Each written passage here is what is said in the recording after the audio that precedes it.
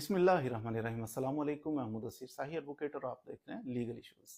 आज जो legal issue discuss करना है वो ये है कि किसी बंदे पे एफआईआर हो जाती है, थाने के अंदर एफआईआर जनाब दर्ज होगी, वो बंदा क्या करेगा। सबसे पहला काम जो बंदा करता है ना, एफआईआर उसे पता चले मेरे पे होगी, है दो काम करता है। या वो बंदा भाग के तो वकील साहब के पास जाता है, कहता है इस तरह एफआईआर हो गई, वकील साहब उसकी जमानत करवाते हैं। इसे कहते हैं जमानत कबल अज गिरफ्तारी। कि एफआईआर तो हो गई है, अब मुझे अरेस्ट ना किया जाए, ह्यूमिलिएट ना किया जाए। जरूरी नहीं कि एफआईआर सच्ची हो, एफआईआर तो गलत भी हो सकती है, इल्जाम गलत भी हो सकता है। इल्जाम गलत हो या इल्जाम दुरुस्त हो, दोनों सूरतों में बंदा मुलजिम तो बन गया ना, इल्जाम तो लग गया ना उसके ऊपर। साबित होगा या नहीं होगा वो बाद की बात है। मुलजिम का काम है सबसे पहले फौरन जमानत कबल अज गिरफ्तारी करवा, अदालत के अंदर जाएगा, एफआईआर की कॉपी लेके थाने से साथ अटैच करेगा, खुद ना लेने चले जाना एफआईआर की कॉपी, वो पकड़ के उधर ही बिठा लें, अरेस्ट कर लें आपको। बहरहाल पुलिस वालों ने आपको अरेस्ट किया है या नहीं किया, आप जमानत कबल अज गिरफ्तारी अदालत से करवाते हैं या जमानत बाद अज गिरफ्तारी। आपको पकड़ ही लिया, बिठा ही लिया उन्होंने, पुलिस वालों ने, तो आपके जनाब आपका कोई जानने वाला अजीज वकार में कोई वकील साहब के पास जाके जमानत बाद गिरफ्तारी आपकी करवाता है, आप रिलीज हो जाते हैं। अब दोनों सूरतों में आपने जमानत कबल अज गिरफ्तारी करवाई है या जमानत बाद अज गिरफ्तारी करवाई है। जैसे सब देखते हैं जी, लाएं क्या केस है, एफआईआर, अच्छा जी ये इल्ज़ाम है आपके ऊपर, ये सेक्शन लगे हुए हैं, चोरी की थी, ये किया था, वो किया था, अच्छा जी तो ये इल्ज़ाम है आपके ऊपर। आपके वकील सब दरखास्त लिख के देते हैं जमानत की कि इस बंदे को जमानत मिलनी चाहिए, ये श्योरिटी बांड जमा करवाता है, कोई जामन पेश करता है जो अपनी प्रॉपर्टी के डॉक्यूमेंट्स वगैरह कोर्ट के अंदर सबमिट करेगा कि ये भागेगा नहीं, ये इन्वेस्टिगेशन को भी ज्वाइन करता है और कोर्ट के अंदर भी पेश होता रहेगा। ना हुआ तो जामिन जनाब, मैं गारंटर हूँ इसका, जामिन हूँ इसका, तो इस सूरत में इसको बेल दे दें, नहीं भागा जा रहा कहीं। जैसा मुतमिन हो जैसे उसको बेल ग्रांट कर देते हैं कि ठीक है, इसको अरेस्ट ना करें, इसको थाने में ना ले जाएं, इसको जेल में बंद ना करें, लेकिन जब इसकी जरूरत पड़ेगी तो ये आता जाता रहेगा। जब सब सेटिस्फाई हो, जब सब बेल ग्रांट कर देते हैं। अब इसमें बाज दफा इशू ऐसा होता है कि जनाब ये वाली कुछ दफात लगी है एफआईआर के अंदर, बंदे ने जमानत करवाई है, जमानत होने के बाद पता चलता है इसने तो ये काम भी किया था, वो काम भी किया था, कुछ चीजें नहीं ऐड करनी पड़ती। अच्छा इसने तो एक बंदा भी मार दिया, 302 भी लगा दो। अब कुछ दफा जो उसने जमानत करवा ली उसके बाद एफआईआर में ऐड हो गई ना, अब क्या होगा। अब मोटी दफात लग गई, पहले छोटी छोटी दफात थी, अब जमानत करवाने के बाद एक मोटी सी दफा लग गई है। जज साहब जब जमानत लेते हैं ना, उनके पेश नजर ये चीज भी होती है कि यार छोटी छोटी दफात है, नहीं भागता कहीं, इसको थोड़ी सी सजा नहीं, 2-3 साल, तो इतनी सजा से डर के बंदा मुल्क की थोड़ी छोड़ जाएगा। तो जज साहब फिर जमानत ले, बड़ी दफा मोटी दफा लगी हो, 302 लग गई है, 324 लग गई, फलां लग गई, जिसमें ज्यादा सजा होती है, जज साहब बेल लेने के चांसेस जज साहब के कम होते हैं। अब छोटी छोटी दफात लगी हुई थी एफआईआर में, उसने जमानत प्री अरेस्ट या पोस्ट अरेस्ट करवा ली, बंदा बड़ा सेटिस्फाइड। अब बाद में मोटी सी दफा एक लग गई है खतरनाक किस्म की, जिसकी सजा ज्यादा है। अब क्या करेंगे। अब जनाब पुलिस वाले कहते हैं अच्छा फलां फलां दफात जो लगी थी छोटी छोटी, उसमें तो इस बंदे की जमानत हो चुकी है, ये जो बाद में लगी इसमें तो जमानत नहीं हुई। पुलिस वाले क्या करते हैं, उसको अरेस्ट कर लेते हैं। पुलिस का इस तरह बंदे को दफात ऐड हो गई है तो अब उसको अरेस्ट कर लेना ये गलत है, खिलाफ कानून। क्योंकि जब भी अदालत जमानत लेती है ना, तो वो किसी सेक्शन में जमानत नहीं लेती, उस केस में जमानत ली जाती है। FIR number so and so, FIR के ऊपर राइट, टॉप राइट के ऊपर एक नंबर लगा होता है हर एफआईआर को। तो केस के अंदर जमानत होती है, किसी खास दफा के अंदर जमानत नहीं होती।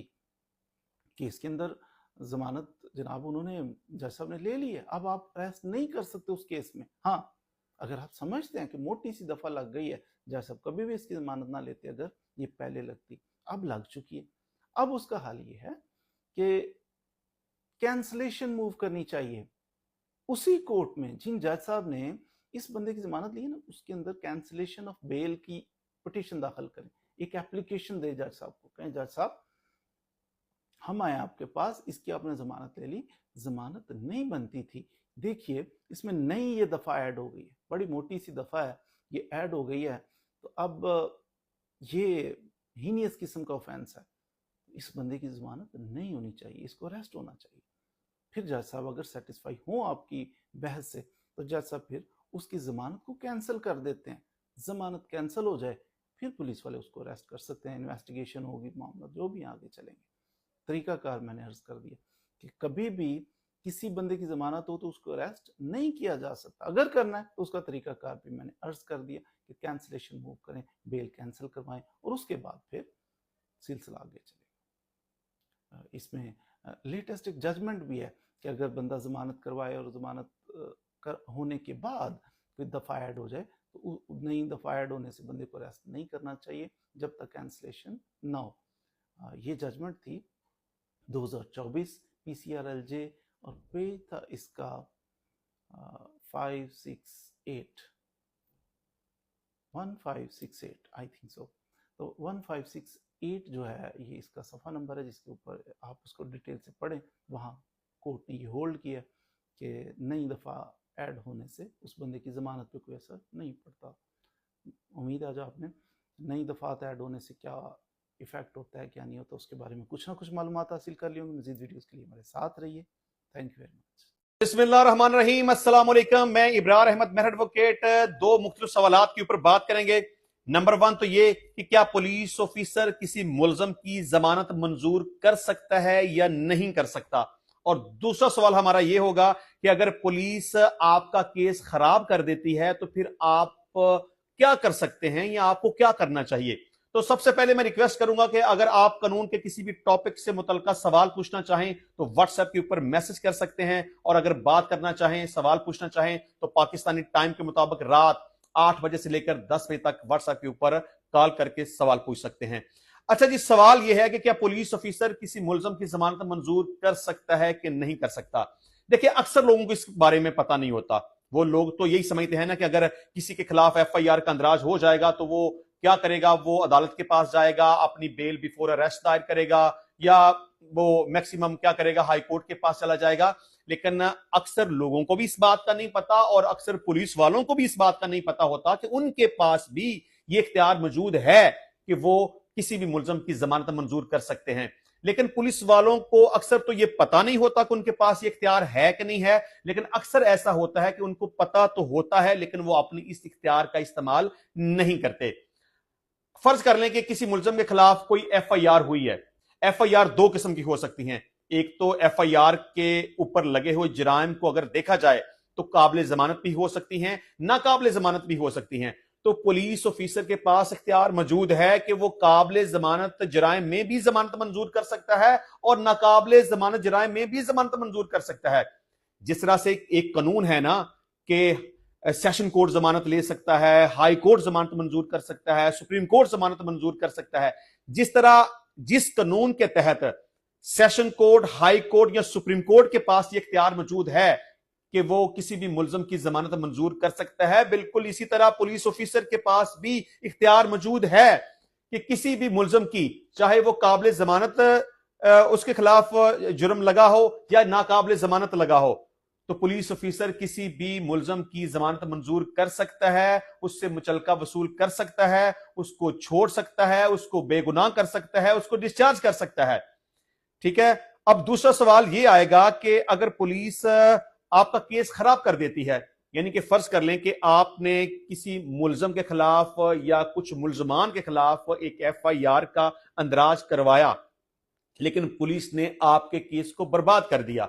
अब पुलिस केस को बर्बाद किस तरह से कर सकती है? मसलन कि आपने जो स्टोरी बयान की उसके मुताबिक FIR नहीं लिखी गई, या आपने जो गवाहान दिए उन गवाहान के बयान दुरुस्त तौर पर नहीं लिखे गए, या पुलिस ने तफ्तीश को मेरिट के ऊपर नहीं किया, या कि मुलजमान को जानबूझकर रिश्वत लेकर या किसी सिफारिश की वजह से बिला वजह उनको छोड़ दिया, तो इसका मतलब यह है कि पुलिस ने आपके केस को खराब कर दिया। अब अगर गवाहान के बयान दुरुस्त तौर पर नहीं लिखे जाएंगे, अगर FIR का अंदराज दुरुस्त तौर पर नहीं होगा, या केस में बहुत सारी खामियां छोड़ दी जाएंगी बिला वजह, उसकी तफ्तीश सही तरीके से नहीं होगी, तो उसका क्या होगा? मुद्दई का केस बर्बाद हो जाएगा। फायदा किसको मिलेगा? मुलजम की जमानत भी मंजूर हो जाएगी और उसके बरी होने का इम्कान भी वाजे हो जाएगा। तो इस सूरत हाल में फिर आपको क्या करना चाहिए? अगर आपको कभी जिंदगी में इस तरह की सूरत हाल का सामना करना पड़े तो आपने बगैर वक्त जाया किए बराह रास्त अदालत के अंदर इस्तगासा दायर कर देना है। देखिए, जिस तरह पुलिस केस की तफ्तीश करने के बाद चालान मुरतब करके अदालत में भेजती है, आप अगर पुलिस की तफ्तीश से मुतमिन नहीं है तो फिर आपके पास यह इख्तियार मौजूद है कि आप अपनी अर्जी को लेकर, अपनी फरियाद को लेकर, अपनी दरखास्त को लेकर बराह रास्त मजिस्ट्रेट के पास उसको सबमिट कर दें। आप जैसे ही अपनी अर्जी, अपनी दरखास्त, अपनी फरियाद, अपनी पटिशन अदालत के पास देंगे तो अदालत फिर किसी पुलिस रिकॉर्ड की, किसी पुलिस चलान की, किसी पुलिस इन्वेस्टिगेशन की मोहताज नहीं रहेगी। वो बराह रास्त आपकी बात सुनेगी। आप अदालत को यह कह सकते हैं कि मेरी एफआईआर सही नहीं लिखी गई, मेरे गवाहान के बयान सही तरीके से नहीं लिखे गए, पुलिस ने बिला वजह मेरे केस को खराब कर दिया, लिहाजा मैं बराह रास्त आपको यानी अदालत को अपनी बात सुनाना चाहता हूं। तो अदालत उस केस की तमाम कार्रवाई बिल्कुल उसी तरह करेगी जिस तरह से अगर पुलिस केस की तफ्तीश मुकम्मल करने के बाद चालान मुरतब करके अदालत में भेजती है और जिस तरह से अदालत उस केस के ऊपर कार्रवाई करके गवाहान की शहादत रिकॉर्ड करने के बाद उस केस का फैसला करती है, बिल्कुल उसी तरह अगर आप बराह रास्त अदालत में इस्तगासा दायर करेंगे तो उसी तरीकाकार के ऊपर चलते हुए अदालत आपके गवाहान की शहादत रिकॉर्ड करेगी, आपकी शहादत रिकॉर्ड करेगी। अगर कोई डॉक्यूमेंट्स चाहिए होंगे तो वो लेगी। अदालत अगर अपने तौर पे मामलात की इंक्वायरी करना चाहे तो वो कर सकेगी। अदालत अगर किसी भी पुलिस ऑफिसर से उस वकूए की बाबत तफ्तीश करवाना चाहे तो करवाएगी और अल्टीमेटली उस केस का फैसला कर देगी। तो लिहाजा याद रखें कि अगर पुलिस आपके केस को बर्बाद कर दे तो आपने वक्त जाया किए बगैर बराह रास्त मजिस्ट्रेट की अदालत में इस्तगासा दायर कर देना है। इंशाल्लाह मिलते हैं नेक्स्ट टाइम नई वीडियो में नए टॉपिक के साथ। तब तक के लिए इजाजत दीजिए। अल्लाह हाफिज। मेरे दोस्तों, ये वीडियो उन तमाम लोगों के लिए बहुत अहम होने जा रही है जिनको पुलिस कस्टडी और पुलिस टॉर्चर का सामना रहता है, इलीगल डिटेंशन, इलीगल रेड्स और इलीगल रेस्ट्रेंट्स का सामना रहता है। और मेरी पूरी वीडियो को शुरू से एंड तक देखिएगा। एक बड़ा जबरदस्त आर्डर पास किया है जनाब मोहतरम सैयद फरहाद अली शाह साहब ने, प्रोसिक्यूटर जनरल पंजाब हैं। एक वकील साहब के घर एसएचओ नारंग मंडी जिला शेखुपुरा ने रेड की कि वकील साहब एक पर्टिकुलर केस को देख रहे थे, उनको हरासा करने के लिए कि उस केस से पीछे हट जाएं। वकील साहब घर में ना थे तो उनके वालिद साहब को उठाकर ले गए, 4 से 5 घंटे थाने में रखा। हाई प्रोफाइल केस बन गया। जब ये केस हाई प्रोफाइल केस बना तो इसकी information prosecutor general Punjab Syed Farhad Ali Shah साहब के पास पहुंची तो उन्होंने सेक्शन 10(3) के तहत दोनों पार्टीज को नोटिस भेज दिया ये देखने के लिए कि अगर एसएचओ के खिलाफ पर्चा हुआ है तो उस पर्चे की इन्वेस्टिगेशन कौन कर रहा है। एसएचओ के खिलाफ पर्चा हुआ सेक्शन 342 और 155C ऑफ पुलिस आर्डर। अब 155C के अंदर पुलिस मिसकंडक्ट होता है और उधर से इलीगल रेस्ट्रेंट और इलीगल कन्फाइनमेंट का पर्चा हो गया। दो चीजें बहुत इंपॉर्टेंट थी। पहले नंबर पे कि वकील को हरासा किया गया कि वो केस से पीछे हट जाए, तो लायर्स वेलफेयर प्रोटेक्शन एक्ट 2023 का हवाला दिया सैयद फरहाद अली शाह साहब ने और उन्होंने कहा कि अगर ये एक्ट मौजूद है तो इस एक्ट की सेक्शन 2A के अंदर लिख दिया गया है कि अगर वकला को हरासा किया जाएगा तो वो एक्ट ऑफ वायलेंस है, और अगर वो एक्ट ऑफ वायलेंस है तो आपने उस सेक्शन को क्यों नहीं डाला पर्चे के अंदर। दूसरे नंबर पर सैयद फरहाद अली शाह साहब ने torture and custodial death prevention and punishment act 2022 की सेक्शन 5 का हवाला दिया। उन्होंने देखा कि जब एक पर्चा एसएचओ के खिलाफ है, उसकी इन्वेस्टिगेशन एक सब इंस्पेक्टर कर रहा है, यानी लो रैंक का ऑफिसर कर रहा है और सेम डिपार्टमेंट का ऑफिसर कर रहा है, तो ये इन्वेस्टिगेशन तो कभी भी फेयर नहीं होगी। उन्होंने कहा कि सेक्शन 5 के अंदर लिख दिया गया है कि कभी भी पुलिस टॉर्चर के खिलाफ, पुलिस कस्टडी के खिलाफ कोई भी केस आएगा तो वो इन्वेस्टिगेशन एफआईए करेगी। अब मामला बहुत मजेदार होता है जब यह सवाल उठता है कि वालिद साहब को तो पकड़ के ले गए हैं, गिरफ्तारी तो डाली नहीं, तो पुलिस कस्टडी कैसे आ गई। तो उन्होंने सेक्शन 2 का हवाला देते हुए कहा कि अगर कोई पुलिस कहीं रेड करती है किसी चीज को सीज करती है, अरेस्ट करने की कोशिश करती है, अरेस्ट करे या ना करे, वो बंदे कस्टडी में कहलाएंगे। अब पुलिस कस्टडी शो होगी तो इन्वेस्टिगेशन तो एफआईए को करनी चाहिए थी, तो उसकी फिर इन्वेस्टिगेशन के लिए केस चला गया एफआईए के पास। जस्टिस अलीजिया बाजवा साहब ने एक बड़ी जबरदस्त जजमेंट पास की थी, सुरैया बीबी वर्सेस डीपीओ शेखुपुरा।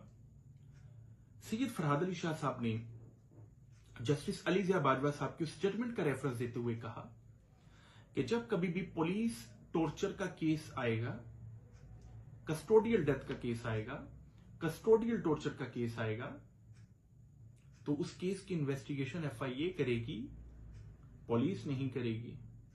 ये जस्टिस अलीजिया बाजवा साहब ने अपनी जजमेंट के अंदर क्लियर कर दिया सुरैया बीबी वर्सेस डीपीओ शेखुपुरा में। और उस जजमेंट के रेफरेंस में जनाब मोहतरम सैयद फरहाद अली शाह साहब ने कहा कि ये प्रोसिक्यूटर्स का एक मिसकंडक्ट है कि अगर एक केस की इन्वेस्टिगेशन जो कि पुलिस डिपार्टमेंट के खिलाफ केस है, उसकी इन्वेस्टिगेशन एक लो रैंक ऑफिसर सेम डिपार्टमेंट में से कर रहा है, तो ये एक्ट की वॉयलेशन है, custodial torture death prevention and punishment act 2022 की वॉयलेशन है। तो ना सिर्फ उसके अंदर लॉयर्स वेलफेयर प्रोटेक्शन एक्ट की सेक्शन को इजाद किया गया, बल्कि custodial torture prevention and punishment act 2022 का हवाला देते हुए इन्वेस्टिगेशन को एफआईए के पास मूव कर दिया। अब ये चीजें हम तमाम वकला के लिए किस कदर अहम है कि जब कभी भी आपके पास पुलिस कस्टोडियल टॉर्चर डेथ का केस आए, तो आपने अगर इस्तगासा फाइल करना है तो आप इन्वेस्टिगेशन एजेंसी एफआईए को बनाएं। आपने अगर कोई उस केस की किसी भी किस्म की कोई एप्लीकेशन मूव करनी है, एफआईए को मूव करें। आपका ये सारा काम थ्रू एफआईए किया जा सकता है। आप सबका शुक्रिया। इस केस का रेफरेंस मैं आपको कमेंट सेक्शन में दे दूंगा और खराज तहसीन पेश करूंगा प्रोसिक्यूटर जनरल पंजाब सैयद फरहाद अली शाह साहब को और जस्टिस अलीजिया बाजवा साहब को, जिन दोनों ने बड़ा जबरदस्त judgment as well as order pass किया, जिसकी रोशनी में हम तमाम वकला काम कर सकते हैं। अस्सलाम वालेकुम दोस्तों, पुलिस का महकमा आज भी जिन नेक लोगों की वजह से बचा हुआ है, उसका सबूत एक फैक्ट्री एरिया के एसएचओ साहब ने दे दिया है। उन्होंने अपने ही थाने के 20 पुलिस अफसरान पे चोरी का और साथ नाजायज अपना ड्यूटी का फायदा उठाने का पर्चा दिया। मेरे दोस्तों, अगर इसी तरह के पुलिस अफसरान हमारी पुलिस में मौजूद हो तो आज जो पुलिस इतनी बदनाम है अवाम में, ऐसा बिल्कुल भी ना हो। और लोगों के साथ अवाम का जो लोगों के साथ इनका रवैया वो बहुत गलत है। मगर इन एसएचओ साहब ने साबित कर दिया कि कानून सबके लिए बराबर है। अगर कोई कानून शिकन होगा तो उसको कानून के मुताबिक सजा दी जाएगी। इन एसएचओ साहब ने पर्चा देने के बाद बाकायदा उनको जेल में भी डाला है, मतलब हवालात में बंद कर दिया। मेरे दोस्तों, कमेंट सेक्शन में बताएं क्या उन एसएचओ साहब ने ठीक किया है और क्या आपकी राय है इस बारे में कि अगर तमाम एसएचओ और तमाम पुलिस अफसरान जैसे हो जाए तो क्या हमारा मुआशरा सुधर सकता है? कमेंट सेक्शन में बताकर अपनी राय का इजहार करें। इन सूरतों में शहरी के पुलिस करैक्टर सर्टिफिकेट में क्रिमिनल हिस्ट्री या रिकॉर्ड ज़ाहिर नहीं किया जाएगा। इस हवाले से हाई कोर्ट ने पुलिस को एक बड़ा हुक्मनामा जारी किया है। किसी भी शहरी के खिलाफ दर्ज मुकदमात अगर क्वैश यानी मनसूख, एक्विटल यानी बरियत या डिस्चार्ज यानी खारिज हो गए हो या मुद्दई ने अपना मुकदमा डिस्चार्ज यानी वापस ले लिया हो, तो ऐसी तमाम सूरतों में शहरी के पुलिस करैक्टर सर्टिफिकेट में क्रिमिनल रिकॉर्ड या हिस्ट्री ज़ाहिर नहीं की जाएगी। अस्सलाम वालेकुम दोस्तों, आज मैं आपको वापडा के कानून के हवाले से बहुत ज़रूरी मालूमात देने लगा हूँ। अगर वापडा वालों ने किसी का बिजली का कनेक्शन काटना हो तो 10 दिन पहले नोटिस देना लाजमी है। अगर वो 10 दिन पहले नोटिस नहीं देंगे और 24 घंटे आपका कनेक्शन बंद रहेगा तो उनके खिलाफ लाखों रुपए से लेकर करोड़ों रुपए तक हर्जाना हो सकता है। वापडा वालों ने क्या किया कि इसी तरह एक सारिफ का मीटर उतारा और उतारने के बाद टेम्परिंग का बहाना लगाया। जब केस अदालत में गया तो अदालत ने इसको जो उनसे वापडा गैर कानूनी अमल करार देते हुए उसका कनेक्शन बहाल करने का फौरी तौर पर हुक्म दिया और वापडा पे भारी हर्जाना भी आयद किया।